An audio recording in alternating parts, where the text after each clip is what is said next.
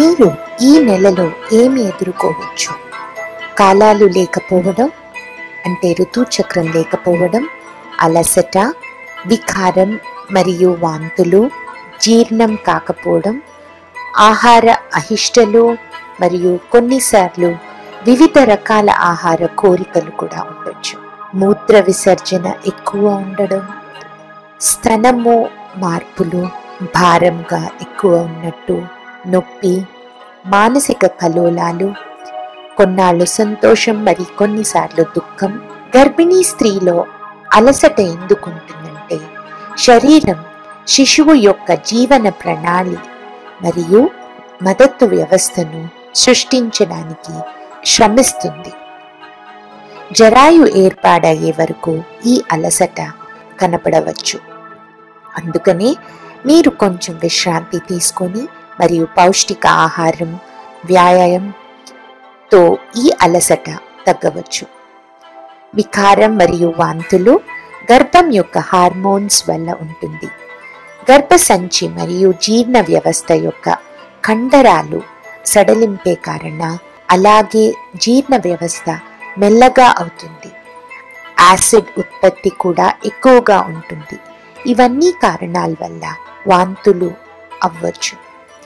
ఎక్కువ పండ్లు, కూరగాయలు తీసుకొని మరియు దినమెల్లా చిన్న పరిమాణంలో కానీ తరచుగా భోజనం తీసుకోవడంతో కొంతవరకు ఈ వికారం మరియు వాంతులు తగ్గవచ్చు. మూత్ర విసర్జన ఎక్కువ ఉండడం ఎందుకనగా గర్భిణీ స్త్రీలోని శరీర ద్రవాలు పెరుగుతున్న కారణం. అలాగే పెరిగే గర్భసంచి మూత్రసంచి పైన ఒత్తిడి ఎక్కువ పడే కారణం కూడా. స్తనము బరువుగా ఉన్నట్టు అనిపించడం మరియు నొప్పిగా ఉండడం గర్భం సంబంధి హార్మోన్స్ వల్ల. అలాగే శిశువుకి పాలు ఉత్పాదన కోసం తయారీ చేస్తుంటుంది. హెచ్చరిక చిహ్నాలు: పొత్తి కడుపులో తీవ్రమైన నొప్పి, యోని నుంచి రక్తస్రావం, తీవ్రమైన తలనొప్పి, జ్వరము, మూత్రాశయం అప్పుడు నొప్పి, వాకరిక, తరచు వాంతులు. మాతృత్వం యొక్క అందమైన ప్రపంచానికి మీ ప్రయాణం ప్రారంభం మీ ఈ నెల. ఈ దశలో మీ శిశువు కూడా దాని అద్భుతమైన ప్రయాణంలో మొదటి దశలో ఉంది మరియు ఒక పిండం అని అంటారు.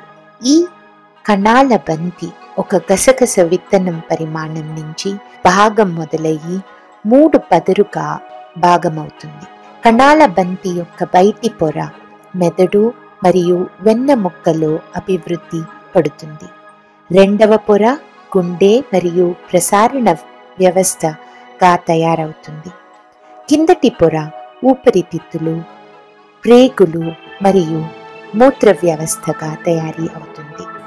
యోక్ సాక్ ఎర్ర రక్త కణాలు మరియు ఇతర పోషకాలు అందిస్తుంది. జరాయు మరియు బొడ్డు తీగ పిండం కొరకు పోషకాలు అందించే మరియు వ్యర్థ ఉత్పత్తులను తొలగించడానికి సహాయపడుతుంది. ఇలా శిశువు వృద్ధికి సహాయపడుతుంది.